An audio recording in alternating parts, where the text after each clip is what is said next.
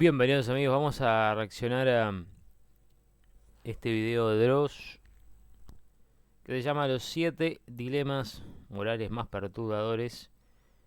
Son 30 minutos, no sé muy bien de qué trata, pero bueno, apoya el canal, deja tu like, comenta, suscríbete, vamos ahí.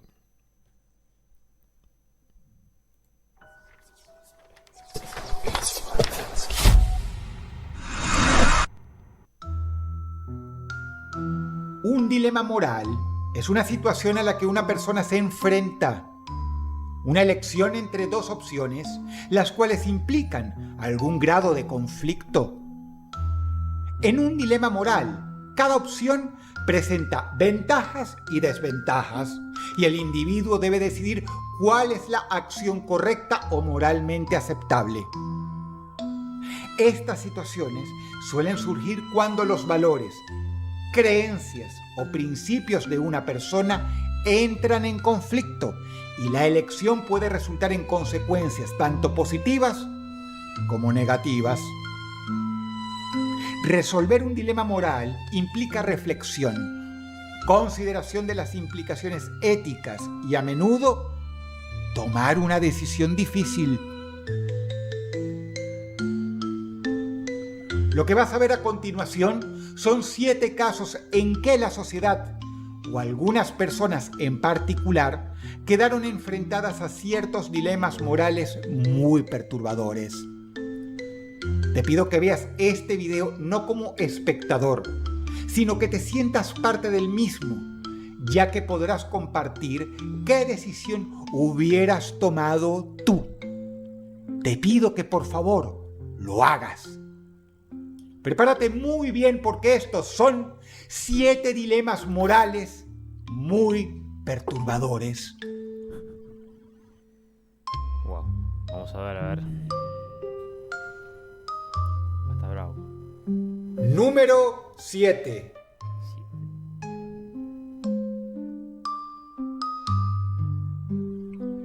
El caso fue llevado a la pantalla grande 3 veces. Una de sus últimas adaptaciones al cine ha sido un éxito mundial titulado La Sociedad de la Nieve.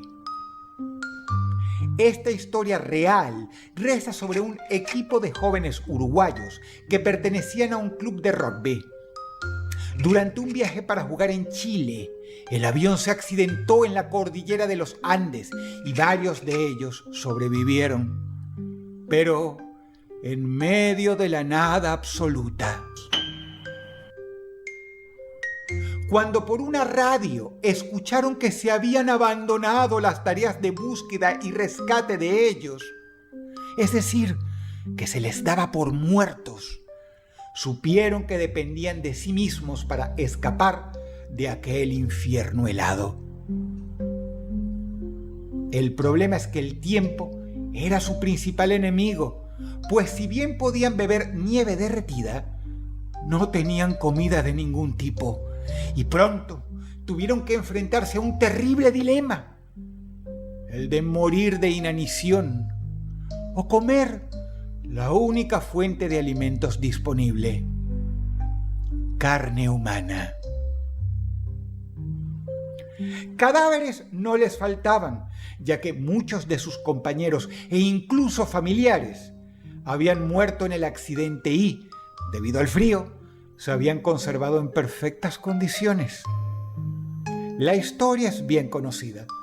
La mayoría optó por recurrir a la antropofagia para sobrevivir el tiempo suficiente, mientras que 2 de ellos se dispusieron a buscar ayuda a pie. Sin embargo, hubo algunos que aún a sabiendas de que iban a morir de una forma espantosa, es decir, de hambre, se negaron a comer carne humana, la carne de sus compañeros y familiares. Cuando finalmente fueron rescatados, el tema fue absolutamente tabú, al punto que nadie se atrevía a hacerles la pregunta obvia: ¿cómo habían sobrevivido durante tantos meses en la cordillera helada de los Andes? ¿De qué se habían alimentado?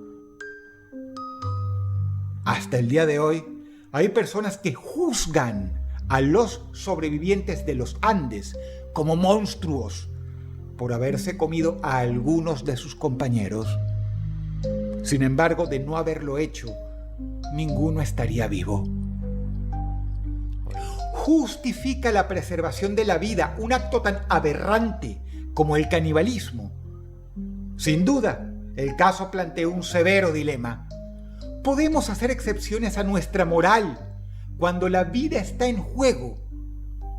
Imagínate que debes comer carne cruda, carne humana, mal cortada a los tirones con los vidrios de una ventana de avión. Luego, meterla en tu boca.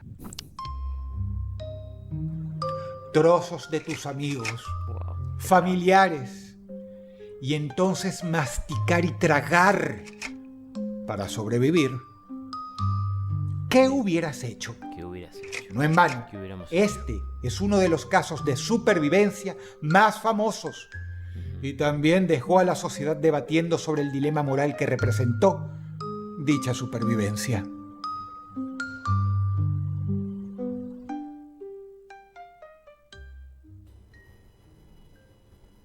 Comenzamos suave. Número 6. Número 6.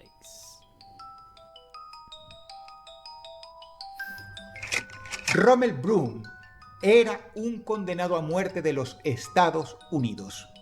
Durante el año 2009 se procedió a ejecutar su sentencia por inyección letal. Pero las cosas no salieron como se esperaban y, después de ser sometido a 2 horas durante las cuales le pincharon unas 18 veces diferentes en los brazos y tobillos, usando inyectadoras con sustancias letales, el único sobreviviente a una ejecución por inyección letal que se conoce, recibió la postergación de su ejecución. Es decir, la ejecución se interrumpió porque el tipo simplemente no moría. Dejó abierto un dilema moral, el cual hasta hoy se debate en Estados Unidos. ¿Se debía ejecutar a Rommel Broom de nuevo? ¿O se debía perdonar su vida? El tipo ya había sido sometido a una ejecución. De hecho, se había tratado durante 2 horas de matarlo, pero había sobrevivido. ¿Era justo ejecutarlo nuevamente? ¿No era esto el equivalente a aplicarle la pena de muerte 2 veces en lugar de una? Por otra parte, si se le dejaba vivo, no era injusto para sus víctimas, porque de esa forma no recibirían la justicia que se les debía según el sistema judicial de ese país. El dilema no era de fácil solución, y la prueba es que en el año 2022 se continuaba debatiendo si se debía ejecutar de nuevo a Rommel Broom o no.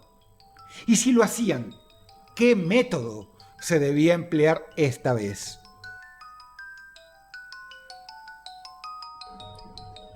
«14 años se estuvo deliberando en torno a este difícil dilema moral. Finalmente la solución al caso quedó en manos del más humilde de los seres, un simple virus. Rommel Broom, quien había sobrevivido a la inyección letal en 2008, murió de coronavirus en el año 2022, poniendo fin al tremendo predicamento que representa el tener que ejecutar a un condenado a muerte 2 veces. Pero de no haber contraído el virus, ¿qué piensas? ¿Se debería haberlo ejecutado de nuevo? ¿O se le debía haber perdonado la vida?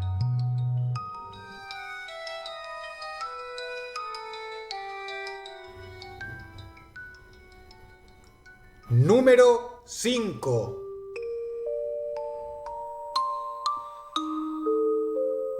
En la novela El hombre que confundió a su mujer con un sombrero, obra del célebre neurólogo Oliver Sacks, acontece un hecho increíble pero verídico.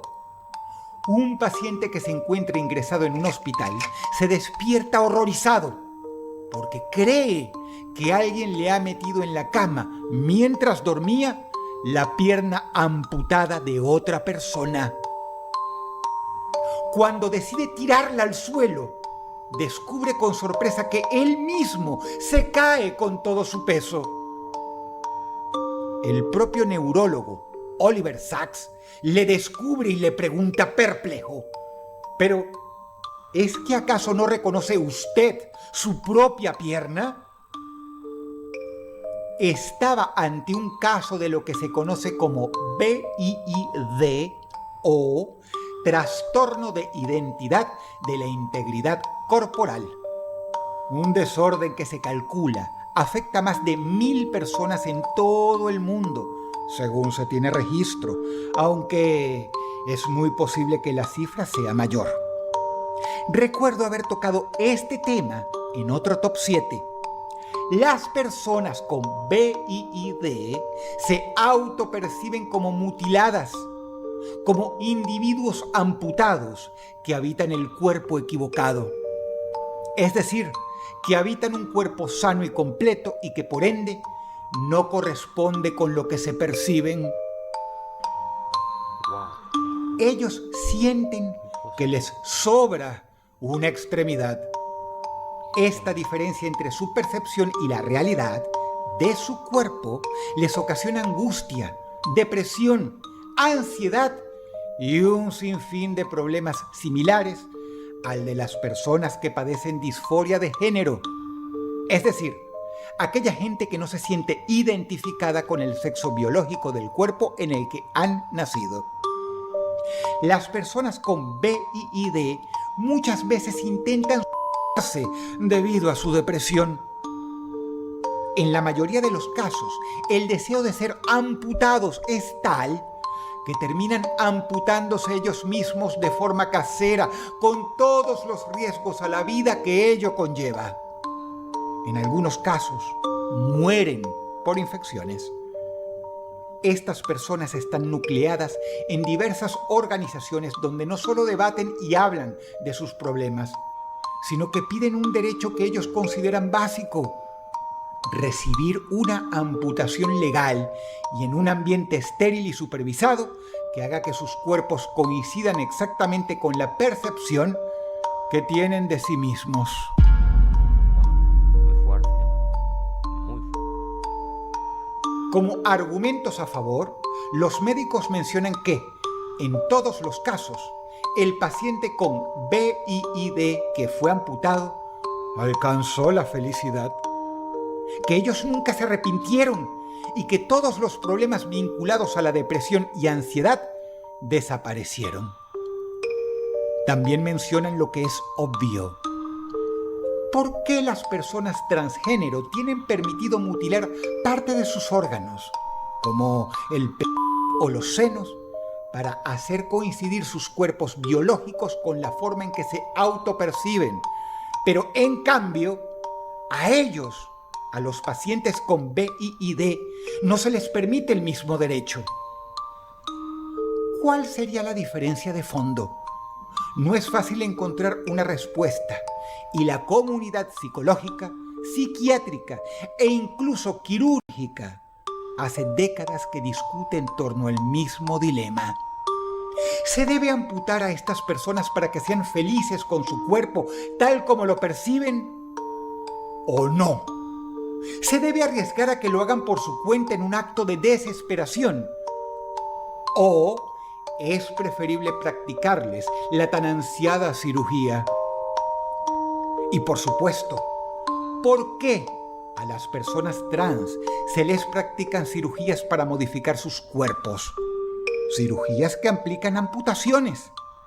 Y a las personas con trastorno de identidad de la integridad corporal, no. ¿Tú qué piensas?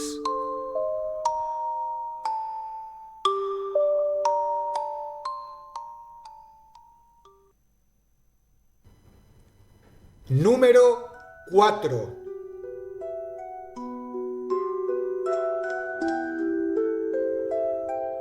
La necrofilia es una parafilia y para la mayoría de las personas evidentemente es una práctica repugnante. La misma consiste en practicar actos con cadáveres. Es ilegal en casi la totalidad de los países del mundo. Pero esto podría cambiar en Suecia, donde un sector del Partido Liberal Sueco presentó un proyecto para legalizarla. Esta agrupación parte de la base de que en realidad la necrofilia es ilegal porque implica lo que en términos jurídicos se llama vilipendio del cadáver. Es decir, el trato humillante y degradante de los restos humanos.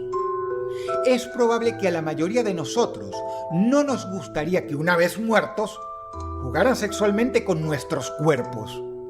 ¿O sí?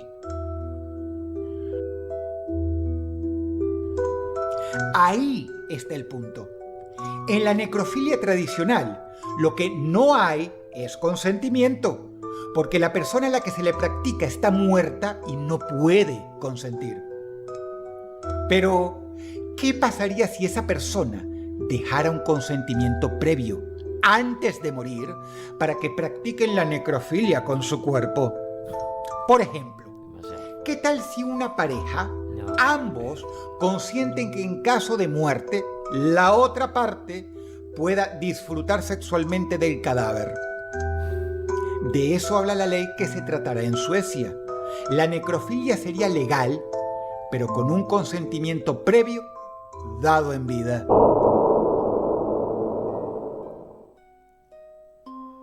Debería ser tu decisión lo que sucede con tu cuerpo después de que mueras. Y si lo que ocurre es que quieres legar tus restos a un museo o a la ciencia, o si lo que deseas es entregárselos a alguien para que duerma con ellos, debería estar bien. Ha indicado Cecilia Jonsson, una de las líderes de la juventud del Partido Liberal Sueco que quiere presentar el proyecto. Pero esta propuesta y las declaraciones de esta chica plantean, se apruebe o no, un interesante dilema moral. Si una persona da permiso para que su cuerpo sea sexualmente utilizado después de su muerte, ¿sería inmoral? ¿Se debería legalizar o no la necrofilia en estas circunstancias? Y lo más importante, si uno opina que no se debería legalizar, ¿por qué no exactamente? El debate está abierto. Vaya locura. Número 3.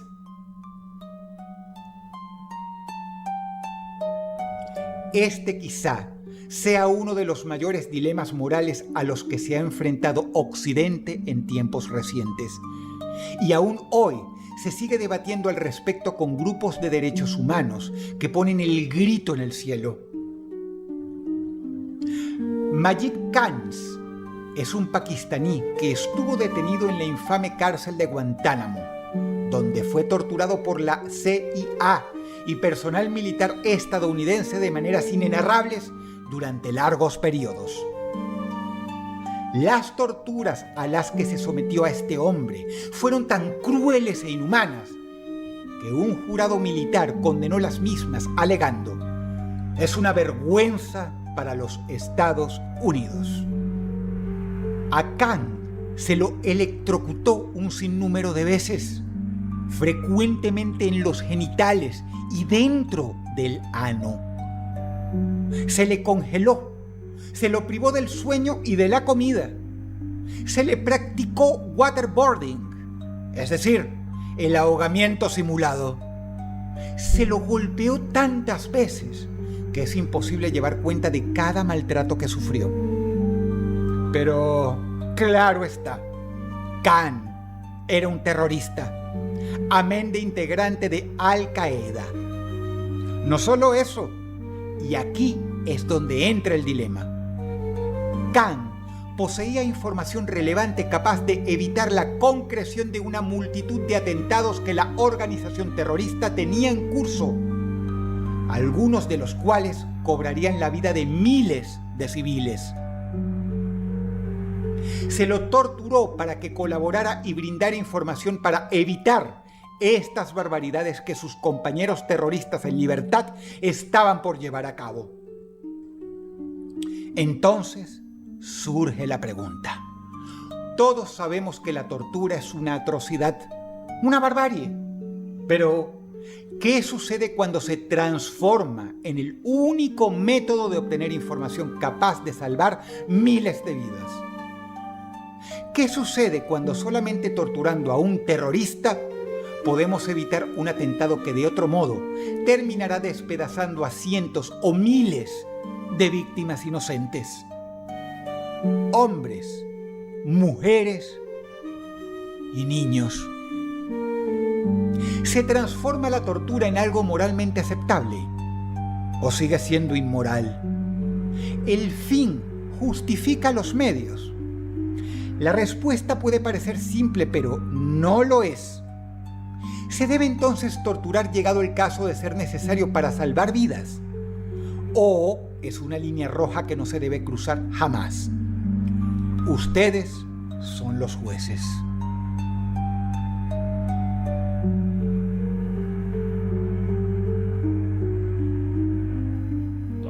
Número 2.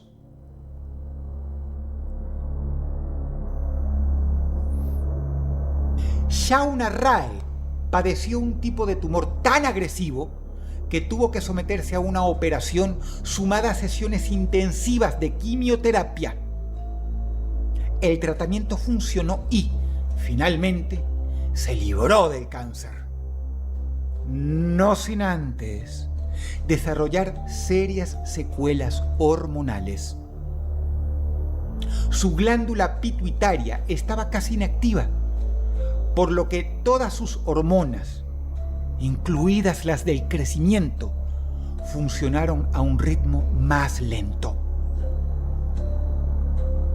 Esto produjo que el cuerpo de Shauna se dejara de desarrollar y que conservara la apariencia y el físico de una niña de 8 años para el resto de su vida. Por tanto, Shauna tiene hoy 23 años cronológicamente hablando, pero desde el punto de vista de la biología, es decir, su estatura, desarrollo, complexión y sexualidad,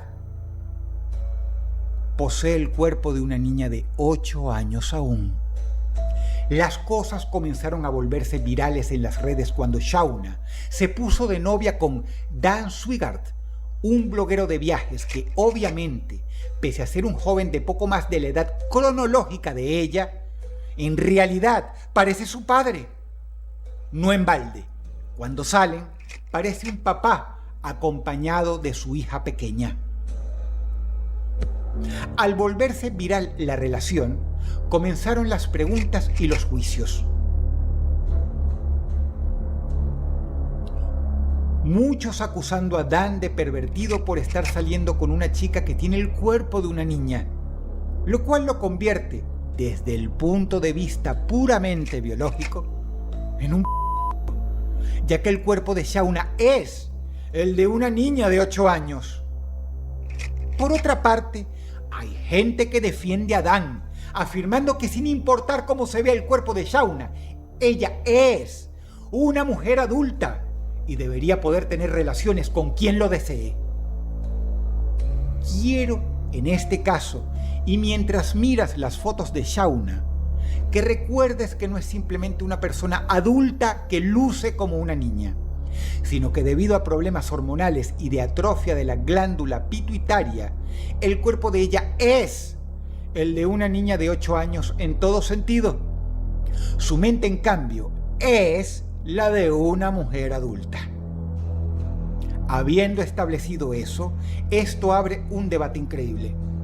¿Qué pasa si un pedófilo decide salir con una niña real a la cual un test psiquiátrico muestra que tiene la mente de una persona adulta?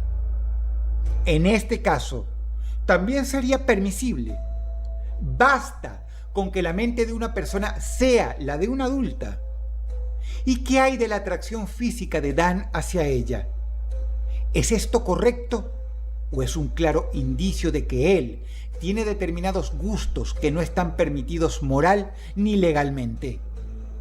¿Será que es un pervertido que encontró la manera de satisfacer sus impulsos depravados de una manera legal y sin consecuencias? Pero, si esto está moralmente mal, ¿qué hacemos con Shauna? ¿Privarla de toda relación por el resto de su vida y condenarla a la soledad? ¿Quién tiene razón?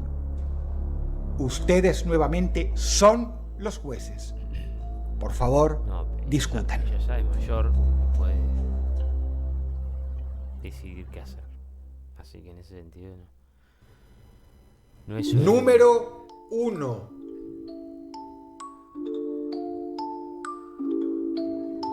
Para padres y madres dentro de la audiencia, no tengo que explicar por qué este caso se queda con el primer lugar. Ninguno de ustedes tendrá la menor duda. Es el peor, más terrible, más cruel y más horrendo dilema al cual podrían verse enfrentados jamás. Una pesadilla de esas que causa escalofríos de solo imaginar. Si no son padres, pregúntenle a alguien que lo sea o traten de imaginar la situación lo mejor que puedan. Gillian Sarle es una mamá australiana que estaba de vacaciones en Tailandia junto a su marido y sus 2 hijos, que en ese entonces eran un niño de 5 años y un bebé de 1 año y medio. Aconteció lo inimaginable. Llegó un devastador tsunami justo cuando estaban en la piscina del hotel. La terrible ola los engulló a todos. La mujer se dio cuenta pronto de que no podría salvar a sus hijos. Sabía que si los sostenía los 2, moriríamos todos, explicó.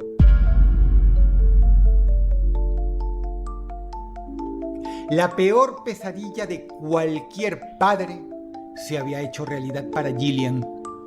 Tuvo que elegir entre uno de sus 2 seres más amados y debía hacerlo en segundos o morirían ambos. Y la madre decidió. Esta historia, sin embargo, tuvo un final feliz, ya que el niño de 5 años que fue a quien decidió sacrificar fue capaz de aferrarse a una columna y sobrevivir de milagro. Pero no todos los casos que presentan un dilema semejante terminan igual. Señora, tiene que ser fuerte. Uno de sus 2 hijos no sobrevivirá. Tiene muerte cerebral y puede que no amanezca vivo. A usted le toca decidir ahora, en este instante, que lo desconectemos para poder salvar a su otro hijo que necesita un trasplante de pulmón. Estamos contra el tiempo. Así le dijeron los médicos a doña Felicia Rodríguez cuando, sentada frente al quirófano, esperaba noticias de sus únicos 2 hijos.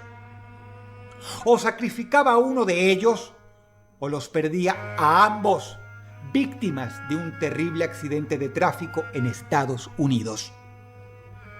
La mujer optó por desconectar al hijo que estaba en estado vegetativo para salvar al que tenía más posibilidades de vivir, dándole a él el pulmón.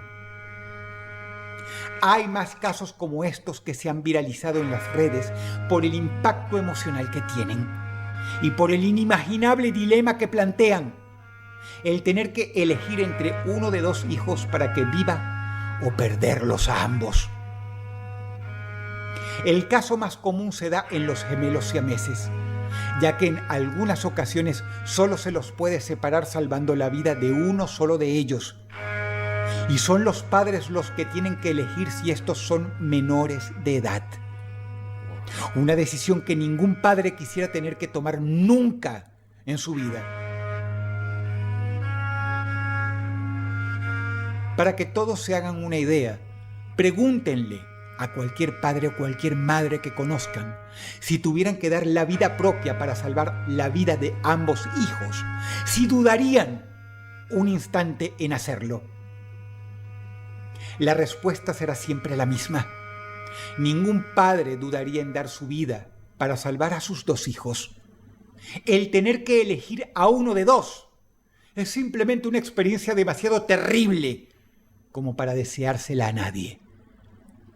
Si tuvieras que enfrentarte a esta decisión, ¿qué harías?